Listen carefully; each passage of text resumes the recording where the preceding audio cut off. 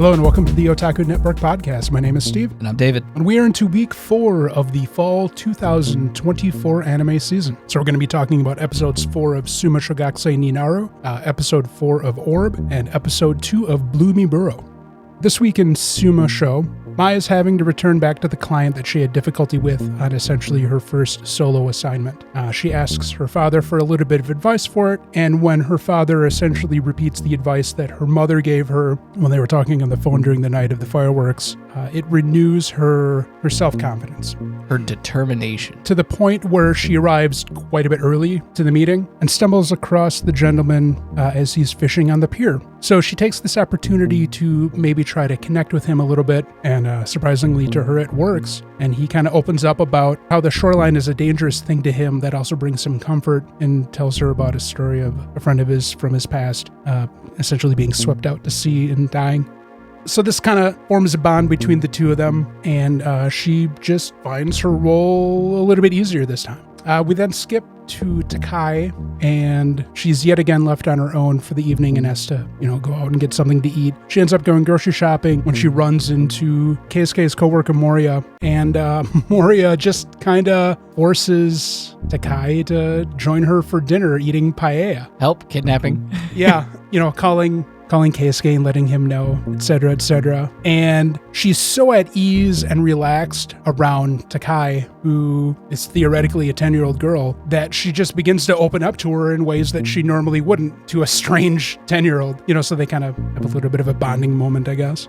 Mai and the son of the business owner that she's working with, his name is Renji, kind of hit it off to the point where he asks her to show him around Tokyo for a bit when he is going to be there for a friend of his wedding. And while at first nervous and conflicted with, how well she can be a tour guide for this young man, they actually kind of hit it off a little bit, and he kind of asks her on a date to do it again, I guess. 100% asks her on a date. So Mai, not being necessarily versed in how to deal with boys, a man's lady, talks to Takai about this, and Takai's like, yeah, just think of this as a date. And then, she's kind of, her motherly soul is enthused, I guess you could say. Kicks her feet in enjoyment. Then we cut over to Takai's mother.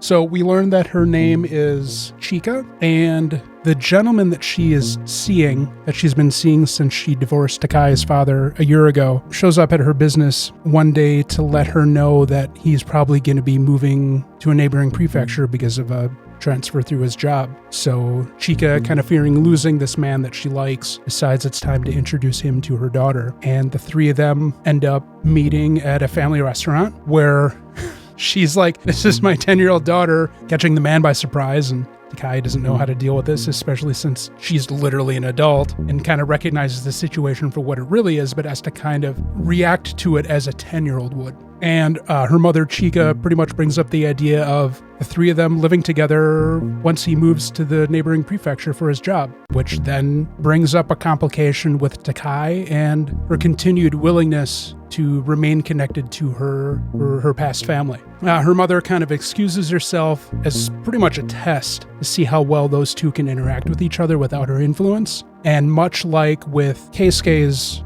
coworker, her mother's boyfriend, info dumps. Yeah, pretty much finds Takai to be, relaxing enough that, or he finds himself very comfortable around the girl and just starts opening up to her. So it's kind of the end of the episode.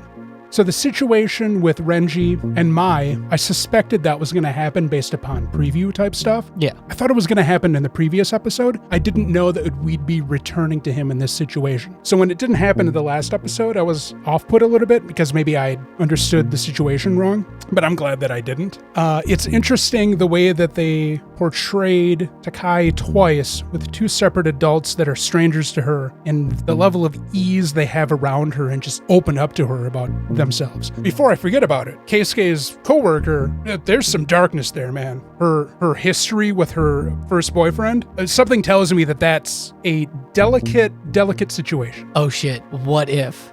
Hear me out. The guy that's dating Renji? Yeah. The guy that might be dating? No, not Renji. Oh, Hiroki. Hiroki, Chika's boyfriend? What if Hiroki is her ex? No, I don't think so. I think Damn, that would be a Give me fucking telenovela. Yeah, give me telenovela. Fucking, I want Enrique. No. No, I suspect it was probably like a co-ed or something like that. Probably something from high school is what I'm suspecting. This is turning into a strange porno. What? What? No, joking. she's not. I'm joking. She wasn't dating the pizza delivery boy. I'm joking.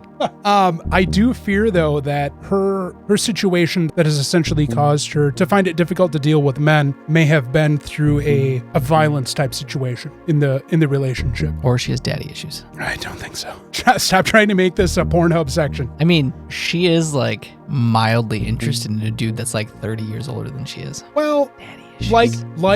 like Takai brought up in her internal dialogue when she was talking with her. She How old was is Keisuke? Like 50? Keisuke is probably about 50, yeah. I think that's kind of what we figured. She's Moriya's probably like 20 something? 25, maybe 28, perhaps. 30 years. Well, yeah, but Takai was thinking to herself, she's like, this is the kind of admiration situation with this young girl. Yeah, that turns into affection. That can lead into deeper, things. I appreciate that the episode gave more dimension to Takai's mother, Chika, and presented her to us in a light that is not necessarily 100% negative. This is a woman who had a difficult childhood, and her goal in life was to build a family that she wasn't able to have growing up, that due to reasons that we don't know, collapsed when her husband, I think it was her husband cheated on her or something like that? Maybe. I mean, that could also just be a bold-faced lie. I don't know. I'm starting to think that she's not a bad person. She's just in a difficult situation. So you emotionally abuse your child. Well, there's maybe physically abuse. I don't know about physically abuse. But Takai is definitely a latchkey child. But given the situation but she's an adult. It doesn't matter. There's nothing to fuck up there. Yeah. Up until recently, she didn't have any of those adult memories, remember though. Yeah, but like, maybe she fucked her up so bad that it like, forced her to remember her reincarnation. Quick, somebody emotionally traumatized me. Let's see if I remember my past life. Yeah. That'd be fucking wild. Just get so emotionally traumatized that you remember a previous life. I think that's just called escapism. I was a tiger. I think this episode did good to right the course that was deviated with the last episode. I liked the progression of the characters and the development of everybody. Watch, next week's going to be another regression episode. Then we didn't have to deal with Keisuke. We're just going to get feast and famine episodes. Oh, God. I'm going to be honest. This is probably the weakest of the animes this season. Just with the like lull we had last episode. I'm not saying it as like a negative. Sure. It's just, it seems to be the least. You're saying it's the writing isn't the best. Isn't consistent, perhaps? Yeah, that. Sure. That's what I'm trying to say. Yeah, episode 3 really kind of besmirched the trajectory of the story. Like the pacing of the story was great, and then 3 happened, you're like, oh God. But it swung right back into it and it just kept going. Right, but like, I feel like you could just take out episode 3 and the pacing would be perfect. No, I don't know about take it out. I think we just need to rebuild it, redo it. Fair. Maybe just remove that like stupid contract thing that they did. There we go. Yes, you just have to take out the last 4 minutes of the episode, and it was like, and then we can, because you're right, because the episode was going pretty good, regardless of the shonen romance pratfall bullshit. And then it was really just that last moment when Keisuke was like, I know, we'll sign this contract of eternal love, and everybody's like, yay! We were like, oh, what the fuck are they doing? It was like a party popper. Everything else was good in the episode, though. Yeah. It's still weird that Moriya's friend just fucking vanished. I wonder if she'll ever show up in this show again. She got kidnapped by the aliens from Dan to Dan. I think this is a great segue into episode 2 of Blue Miburo. I think it is. Because, well, let's just say I contend. I have contention. I contest. Ugh, of course you do. It's because you hate shonen anime. Blue Miburo, episode 2, kicked fucking ass. So we basically pick up immediately after the end of episode 1, and we get to the HQ of the Miburo, and we basically meet the entirety of the Shinsengumi. We get literally every single wolf. We get to see some of the major characters. We pretty much see all of the captains and everything. We meet the younger version of the narrator at the very beginning, Shinpachi Nagakura. And I thought it was fucking hilarious that it was the guy with the funny mustache that Bridget and I made fun of is our favorite voice actor. we literally like, look at the fucking idiot with the funny mustache. And then we're like, and what's his name who did Bunzo and Yeah. And I'm like, fuck, it's Nanami and Bunzo. And so we definitely... Really quick, because I knew I was forgetting to look it up. Saito was fucking 19 at this time. Just laying it out. Hajime Saito Hajime. Oh, I can't remember which character that was. Get into the introduction thing with Mio and the rest of the the pre-Shinsengumi, the wolves. Yeah, okay. So carry on. You threw me off really I'm hard sorry. there. There were so many name drops. Saito in the first episode. The sumo wrestling. Oh, yes. All right. So we introduced Neo to literally every single one of the members of what will become the Shinsengumi. Yeah. And then it turns into this like sumo wrestling match. What was it? Was Because- it Kondo who challenged everybody? Well, first it was Nagakura and which one was it? Nagakura was fighting somebody in the courtyard. They were wrestling, and then Mio showed up, and they're instigated, like, "Get out of here, kid!" Yeah, because Okita and Hijikata did not tell anybody else that they had adopted a kid into the ranks. yes, and so they're just like, go the fuck off into the courtyard. Yeah, you're not supposed to be here. Get the hell out of here. And then the two of them materialize and are like, he's with us. And then a sumo wrestling match ensues. Playful rivalry. And they all just like Happy Days introduce all the the Miburo characters in like rapid fucking succession. So Yeah. you're like, who the fuck was that? Hold on, pause. Neo ingratiates himself into the group Immediately. by enthusiastically offering himself up to be a participant in the sumo wrestling match. Strips down to his thong and is like, let's go! He literally like Bruce Almighty's out of his fucking clothes Yep. and is just in his loincloth. Yep. And then they all wrestle and have immediately accepted him into the group. Okay, so when it comes to the term of he gets his ass whooped by the older people, there is a person that he does officially wrestle, a kid. Yeah. Okay, that kid is 19-year-old Hajime Saito. Oh, they put them to be like the same age. Because they didn't talk about anybody's age. That's fair. But they look like they're the same age, which is like 12. 12 maybe, yeah. Neo is 13. probably like 12 or something. And so we get that pitting of the two younger members of the Miburo. Mm-hmm. Then it was Okita and Hijikata take Neo on a mission with the rest of the Miburo to something bridge. There was an execution of a supposed criminal, and they went to go see what was up with it. It was a monk that was beheaded, and there was a note left. He was like a philanderer or something like that. And then they went on a mission immediately after that. Yeah, because they had figured out. I think they had figured out the group that was behind this monk's killing. And they found that it was actually just some hired swords who were just doing it for quick cash for money and gambling. So they go and they kill these hired blades Yep. in Kyoto, and then they go out on patrol looking. What am I? So you're forgetting the catalyst as Neo after these thugs are cut down in front of him by Hijikata, that it keeps him up at night afterwards because he's trying. Oh, that like really short scene where he's like, "What is justice?" Yeah, he's trying to reconcile what his concept of virtue is versus what he's beginning to witness by being with the wolves. And then him and Hijikata have kind of like a heart-to-heart discussion about what they think honor and being good represents. And then Hijikata just passes out. Well, he's kind of like, here's my concept, blah, blah, blah. This is a tricky matter. And he's like, fuck you, I'm going to bed. You've got it right to be, to want to think about this because this is an important matter that's not easily solved. And good luck with that. I'm gonna go to sleep. And then he says, fuck you, goes to bed. And then we get the mission with They go on patrol. him and Kondo. I think Kondo. Yeah, I think it was Kondo. Asami. And was it Okita? Was it Kondo and Okita? No, it was Hijikata. Oh, was it Hijikata again? Okay. Yeah. I couldn't remember.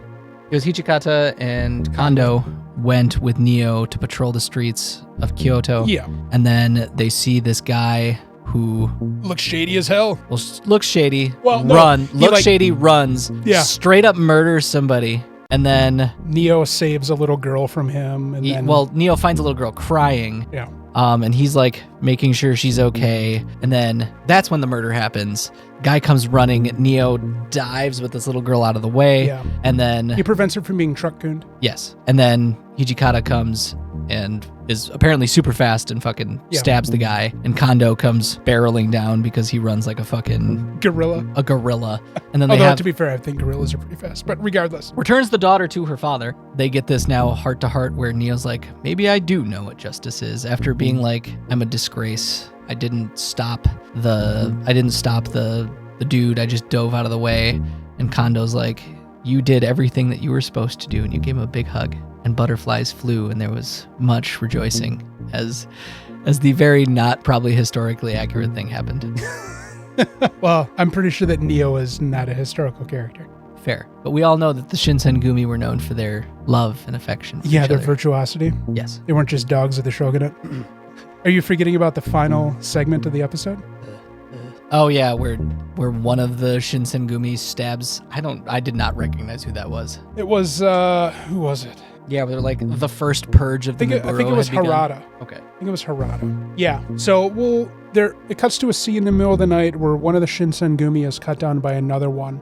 And we should find out what's up with that maybe next episode. Although Neo said that the first purge of the Miburo had begun. Yeah. So there were a couple of instances prior to the formation of the Shinsengumi where there were forced removal of members due to conflicting ideologies and alliances.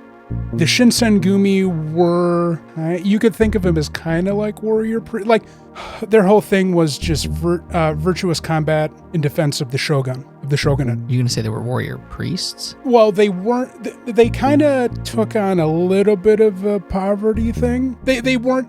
One of their core ideals is they were not forming this group for their personal gain. They were forming it in service of the shogun. So there was some conflict at times with some members not wanting to adhere to the strictness of the organization. And as I complained about in the first episode where Hijikata restrained himself from killing those other people, there really was not a lot of restraint from killing people among all of these groups of individuals. Yeah, that's fair. Yeah, I'm sure we'll get into it in episode 3. I feel like straight up dude murder is going to happen a lot. I mean, it's like shooting the deserter in the back as he runs away from the field of combat. Yeah. You do it obviously to punish him, but you do it more to send a message to everybody else who may have similar thoughts.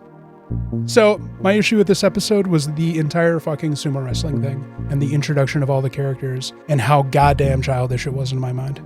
I thought it was funny. That was my problem with it. It was goofy and cartoonish. Look, then we strictly cut to a scene where they're hunting down hired blades who just want whoring money.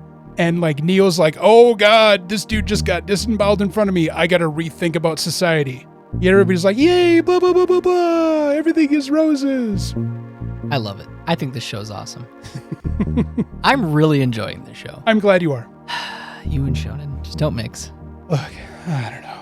So, okay, I've said I have done my thoughts. I think the show's been really fun so far. I like the action sequences. I like the more lightheartedness of it. I like the contrast between the heavy and the light. Yeah. So that it's not Orb. It's not oppressive the entire time. Oh my God. Orb could be sometimes fucking oppressive. I think it's really a lot of fun. I have enjoyed. I love the art style of the show. I like the way the animation style has been done. Mm-hmm. I like the only thing is Shinpachi's weird with his like pencil mustache, but other than that, I have very much enjoyed the first 2 episodes of Blue Miburo, and I'm really glad I picked it. Let's get into the darkness. Last week in Orb, we had our narration character offed, and we skipped ahead 10 years. Can I make a comment about that real quick? Yeah, of course. Have you watched the intro? Whole intro and the whole end? Yes, I did this time. Yes. Have you? Did you see there are more that characters? Blonde character. Yep. I think we're getting get more narrative characters as the story progresses. I don't know if Raffle's actually dead. That might be Raffle. Interesting. Okay. I'm making a prediction right now. That's an interesting theory. All right. I'm making a prediction. All right. I feel like Noak did something. Okay. Because like we'll a talk, substitution kind of thing. We'll talk about it when we get to Noak's look in this episode. But like keep going. Yeah. So the story picks up before the events at the end of episode 3, where we have these 2 men we don't know climbing the mountain or the hill to find the buried information that Raffel and Hubert had left in testament to their research. So we're introduced to two gentlemen who are essentially hired duelists, Otzi and Gras. They are essentially hired by nobles as stand-ins for duels of honor. Nobles who don't want to risk their own lives and would rather pay some commoner to fight their squabbles for themselves. Otzi wins the duel against the noble, and he and Gras go and enjoy drinks at a tavern. Otzi is very sullen and withdrawn and penitent. You're forgetting his flashback. So it starts off with us seeing him as a child and him getting chided by, I'm assuming, some kind of clergy. I assume it's like a priest. For being fascinated with the heavens. And since then it appears that Otzi has taken eternal damnation of his soul to face value and lives his life miserable. He's just waiting for his death and he can go into the kingdom of God. Can I make another comment? Sure. Yeah, of course. That priest's view of geocentrism was actually one of the more extreme views of geocentrism during the time. Yes. With the whole... That was an actual, like, subsect of geocentrism, with the fact that because everything falls to Earth is at the bottom. Yeah, Earth is the garbage collection. Which reinforces the idea of hell being beneath the Earth, closer towards the center of everything. Right. But the overlaying idea of geocentrism was that Earth is the center, and that's why everything fell. Yes. This like, it's a trash pile is an even more negative outlook of it. Yeah. That was like an extremist view. Because it's from a lot of extremists, especially it was a sect of monks. I can't remember what sect. Yeah, that I'm not as familiar with. But they were like they're like the level of like self-flagellates. Sure. Yeah. With the whole penitent thing of like we're not worthy of life, only by the grace of God, and we'll actually find it's enhancing the aspect of heaven being paradise. Right. Earth is misery and degradation, and you need to just aspire to get into heaven. I just really like that they had that super extreme view of geocentrism. Yeah. Because I was like, and that historical accuracy. That 100% impacted Otzi's young, influential mind and has now created this self-hating husk of a man. Who can't even look up into the heavens, feeling that he's not worthy to gaze upon the splendor of the wonder of the skies. So Gras, he gives him a counterpoint. Well, Gras refutes this idea and tries to convince Otzi that the heavens above are worth enjoying while you're still alive on Earth. Mm-hmm. That it is important, and starts talking about how he's been doing for the past 2 years tracking the path of Mars. Yeah. And he's waiting for it to complete its ellipse. Yep. There is a noble at the bar who, when they first showed up, tried to kick them out, but because of their status of being members of a guild that they're part of, they have the ability to be at that bar as well, and the noble just kind of fucks off. To be pedantic, though, that's technically not an ellipse. I know, it's a circle. Ellipses an elongated. Or oblong. Yeah, I know. That is the one thing that annoys me, is that they call them ellipses. Did they actually call it an ellipse? I think so. I've only said ellipse because I couldn't remember the term for It's a what is a circular? Not a rotation. Oscillation. A rotation. It would be technically a rotation. Right. Okay. Because an ellipse is specifically following an elliptical path. Yes, correct. Sorry, I know. I said my nerd is showing. Thank you for calling me out. I know saying it that I was wrong, but I just said it anyways. Yes, it would. If it's a perfect circular, it's a rotation. Rotation. Okay, cool. So the noble comes back after the two are having the discussion, and Gras is talking with all this enthusiasm and joy about his studies of Mars's orbit. And the noble's like, "Oh, you're a dumb man. You picked the wrong time to start studying it. Let me know how its path travels in the next couple of days." And Gras resumes his observation of it and notices that Mars has not continued down the trajectory that he had predicted, and instead has backtracked, crushing Gras's outlook on life and his enthusiasm for existence. Otzi finds out from talking with other guild members that Gross used to be, like him, sullen and withdrawn due to a number of his family members being killed. And so he's lived with this survivor's guilt ever since then, and is essentially suicidal. And the only thing that's lifted him up out of this depression has been his observance of Mars, and now with his theory of this beautiful symmetry collapsing, he is withdrawing back into himself. Do you know why Mars goes backwards in the sky? Because of our position with it in relation to the sun. The Earth goes faster around the sun than Mars does. Yeah. So it's not because of positioning. It's because it's our perspective. It's because of the literal speed of planet Earth. Yeah. Goes faster around the sun than Mars does. So every 26 months, Mars appears to do this little backtrack called a retrograde. Yeah, and then it resumes its course. So if you catch it, Mars if you catch Mars immediately after the retrograde, its 26-month retrograde, it will do a complete circle in the night sky. The final segment of the episode is Otzi and Gross are contracted to be attendants to the movement of a heretic to his execution. And the heretic begins to talk at them about his conviction and dig into them about their convictions and challenges their beliefs. At first, Gross and Otzi are both angered by him, but just wanting him to shut up. I'm surprised that they didn't cut him down then and there. They were going to. I think they would have gotten in trouble. Yeah, passions can be uncontrollable at times. Fair. And the man gets to Gross. And he starts mentioning that in the hills behind them, there are secrets that will prove his version of reality against their version of reality. And Gross is willing to be convinced. So we get Gross releasing the man's bonds, and it'll probably lead us now to the scene at the end of episode 3 where they're climbing up the hill to find the trove of information. Every episode, this show just builds upon strength. The fucking ante every time. It keeps getting really good. Why is it always our group pick I feels like the strongest fucking show? Because we have a good combined taste, perhaps? Yes. What was our group pick last time? Oh, no. That was 100 Years of Deer. Oh, yeah. That was not the strongest show for our pick. The strongest show was Red Cat. Red Cat Ramen was the strongest show last season. That was my pick. That was your pick. First season, strongest show was Astronaut, which was the combined pick. So right now, looking like we're 2 out of 3 for mutual picks being the best out of the 3 that we worked through.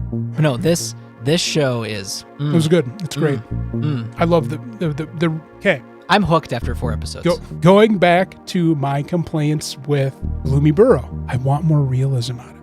Orb is nothing but realism, and I appreciate that so much. It's brutalistic realism. It's unfiltered realism. Right. There's a lot Did you notice the condition of the teeth of the heretic? Yes. Because obviously they focused on when he was talking, but they were just jagged and cracked. I mean, they do that as a torture method. They'll shave your teeth. Oh, I didn't even think about that. I was just thinking, the realism of we don't have dentistry. But they'll also filing your teeth. Yeah, I can see that. Because there's lots of nerve endings in your teeth. Yeah. You'll notice that a lot of heretics, that was... Noack showed up and he's sporting a beard. He's sporting a beard. His hairstyle changed. Bro needs to clean his goddamn shirt, his tunic. He still has this blood-stained sleeves. You do realize that blood is really hard to wash out in this day and age. Still, it's been 10 years. Dude needs to buy some new fucking clothes. I'm sure it's probably like, I like wearing this because it's imposing. It was a 5-year time skip? No, it's 10-year. No, I'm pretty sure it was 10-year. Almost positive it was 10-year. I thought it was 5. We'll have to review the tape. Pretty sure it was 10. But blood is really hard to get out in the day and age that they're in. Yeah, but still, you'd think he'd... He also works for the church. They don't pay you the best. Honestly, I think he's doing it for effect. I really think he does do it for intimidation. And manipulation. And manipulation, yes. All right, so your theory. I think that Noack has done... I think his change in physical outlook has hinted at a change in internal dogma? Yes, a minor change in internal dogma. Because it's not a major change. Homie grew a beard. But he's older. He definitely looks older. One, I think it's older. Two, I do think that the interaction with Raffle affected him. Yeah, I can see it. And I think... because because we don't actually see Raffle burn. We see the vague shape of a child. We see a body on a stake being burned in silhouette. And then we get the ashes. And we get some exposition. I feel that that's an intentional manipulation on the anime's part to make us believe that Raffle's dead. Okay. I mean, that's very plausible. Because that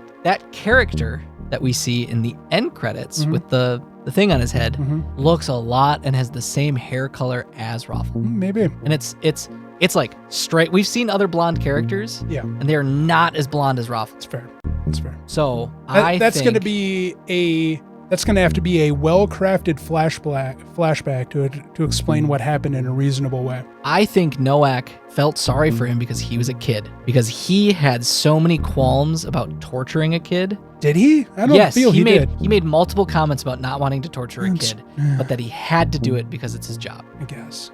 Yeah, and he did offer. He tried to offer the out numerous times to Raffle. He did. He offered it many, many times because of his daughter. I don't know if it's necessarily because of his daughter. He probably has a huge soft spot for his daughter. I think that's the type of character that he is, well, and he has a soft spot for kids. He even told that man he was torturing before his son walks in to see what happened that he's doing all of this so he can protect his daughter. Right. So I think Raffle got to him, Maybe. And with this whole, like, I'm going to Socrates myself. Yeah. I think Noak did the old switcheroo and either burnt somebody else. A stand-in corpse. Burnt somebody else or made a quick, like, mock-up. No, and swore those two other priests to secrecy. You know what was really easy to get a hold of in this time? Corpses. Dead bodies. Yeah, that's fair. Really, really easy. Really easy to get a hold of. I can't wait for more. So far, the show has just been phenomenal. It has not slowed its pace, and it's developing interesting and complex characters at a good clip while also propelling the overall narrative of the world that's being built. Yeah. I like it. I agree. I like it. I do think those two characters are, Raffle. No. Sorry. Otzi and Gratz. Grass. Otzi and Grass. I think obviously Otzi's the one in front. But Gratz, I think, is the one that was behind him. You think so? I think so. Oh, maybe. Just the perspective was weird. Or he's, like, disheveled because... Yeah, maybe. Grass is forcing Otzi to do the grunt work because he needs strong man. He needs to be refuted. He doesn't want to do it himself, and he doesn't trust Otzi. Right. Because Otzi is such a self-flagellating man of faith. Oh my God, when he was talking with that noble, and he's just like, I deserve to burn in hell, I deserve to burn in hell, I deserve to burn in hell, I'm so sorry. Oh, yeah. I'm like, God, that is generational trauma. Yeah, no kidding. Absolutely. That priest fucked him up as a kid. He's fucked. Yep. All right. The priest probably touched him. TsumaSho was good this week. I think it recovered a lot. I enjoyed Blue Miburo. TsumaSho added some interesting narrative perspectives that can really help to carry the show forward. Where we have Mai with a potential love interest, Keisuke not being around, and Takai having to deal with a new familial situation and then being removed from her old family after she's been able to reconnect with them. Blue Miburo, I don't know. We'll see what happens. It doesn't have to be goofy. But I get the perspective. I respect and understand the idea of balancing the grimness with lightheartedness to make it less oppressive of a viewing. I understand that. I thought the whole sumo thing was too silly. Their reactions was so. I think the show is going to get a lot darker before we get silly shit again. Neo's going to see some shit, and Orb, yeah.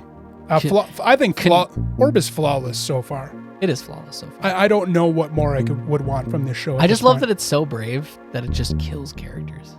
Well, maybe not. Oh, maybe not. If your theory is right. Hubert's fucking dead. Like Hubert is long gone. He gone. But not sure about Raffle because he is still in the intro and outro credits. But the intro changed a little bit. It did. Because it was more focusing on Otzi in the beginning instead of Raffle. But then there's that third character, that little kid. Yeah, the little girl. Was it a little? Yeah, I couldn't remember. But that little girl. Oh my God! What? No. That little girl at one point also does hold a hand with a bloody sleeve. Well, yeah, I was going to say, what if it's? I think that's Noak's daughter. Noak's daughter. I think it's going to come full circle, and that's going to be Noak's daughter. Maybe. And Theory number hear me 2? out. Hear me out. Okay. Raffle is still alive. Okay. Because Noak respected him. Okay. And is now using him to tutor and help raise his daughter because he recognizes his level of intelligence and is basically like, this is my way of keeping a close eye on you so that you stop doing this, heretic shit. Yeah. But also you're like really intelligent, so I want you to help me tutor and raise my daughter. You may be onto something here. You may be onto something. You may have cracked it. We'll find out. We'll find out as we go on. Watson, I've cracked the case. Anything else? I fucking love this show. All right. Thanks again for listening. God, let us know what your thoughts are on Raffle's potential continued existence in Orb. Also, don't forget, we have Team Alive Raffle. Alive Raffle. Or Team Crispy Raffle. Yeah. Sorry, Crisby Waffle. Crisby Alive Raffle or Crisby Waffle? Let us know in the comments. And don't forget, Steve, you should put a poll on the next one. I will put a poll in the comments. I will put you know what? Yes, I will put a poll up in the comments. Put a poll on everything. Yep, everywhere. We'll put a poll on. You think Raffle is live or Crisby? Cribsby. Cribsby. You better put it as Cribsby too, or I'll be disappointed. Also, don't forget, on Fridays we have the weekly Ranma episodes where David is exposed to one of my fundamental anime from the mid-90s as we watch the brand new remake by MAPPA. So be sure to check that out. And we will see you next week with more episodes of SumoSho, Blue Miburo, and Orb. Show us to your friends, please. Yes, like, subscribe, comment, share us on your weeb boards. Search us on various social media that'll populate in the end card. Just yeet us to wherever you enjoy talking about anime. Yep. All right. So that the Otaku nation can grow. We will see you guys later.